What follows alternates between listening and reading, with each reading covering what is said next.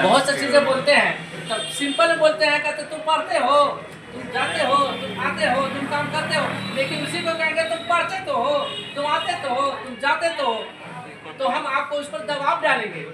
एक तो हम नॉर्मल बोल रहे हैं तुम पढ़ते हो, जैसे नॉर्मल में बोलना है तुम पढ़ते हो, तुम पढ़ते हो, पढ़ते हो, और एक हम दबाव डाल कर बोलेंगे तुम पढ़ते तो हो, तुम पढ़ते तो हो।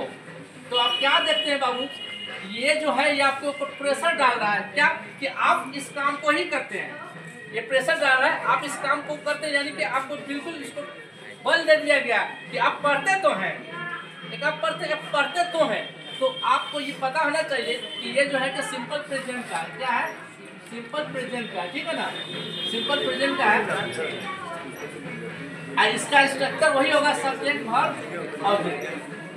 लेकिन जब प्रेशर डाला जा रहा है, आपको इसको प्रेशर डाला जा रहा है माने कि आपको इन्फेटिक किया जा रहा है बलपूर्वक, तो आप इसमें डू लगा देंगे या डज लगा देंगे। क्या करेंगे, डू या डज।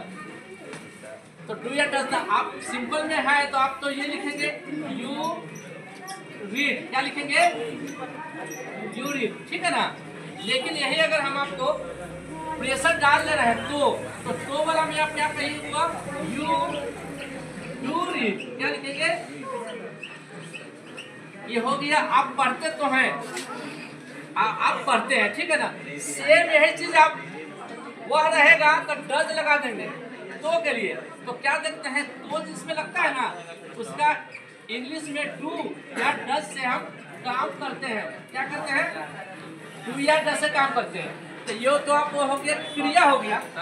लेकिन आपको अगर आपको पास रहेगा, ये पास है रहेगा तो आप हैव लगाएंगे, क्या करेंगे, हैव लगाइएगा, ठीक है ना, या हैज लगाइएगा।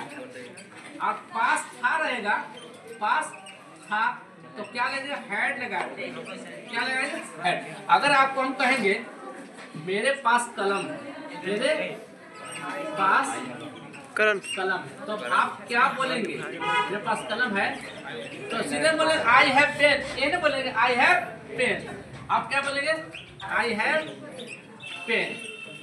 लेकिन अगर हम आपको दबाव डाल देते हैं, मेरे पास कलम तो है, मेरे पास कलम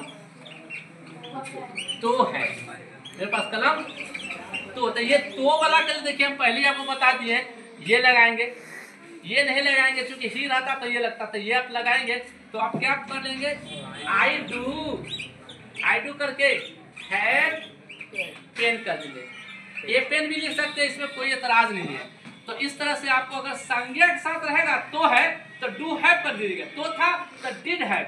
जैसे मेरे पास कलम तो था तो आई डिड हैव, लेकिन मेरे पास कलम तो है आई डू हैव। तो क्या देखते हैं, आपको प्रेशर डाल रहा है, ये आपको सिंपल प्रेजेंट का इम्फेटिक का रूप ले लिया, ठीक है। टेस्ट सिंपल है, लेकिन आपको तो का इंग्लिश डू लगाएंगे।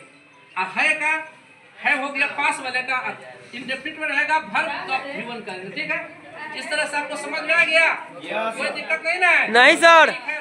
चलिए ओके।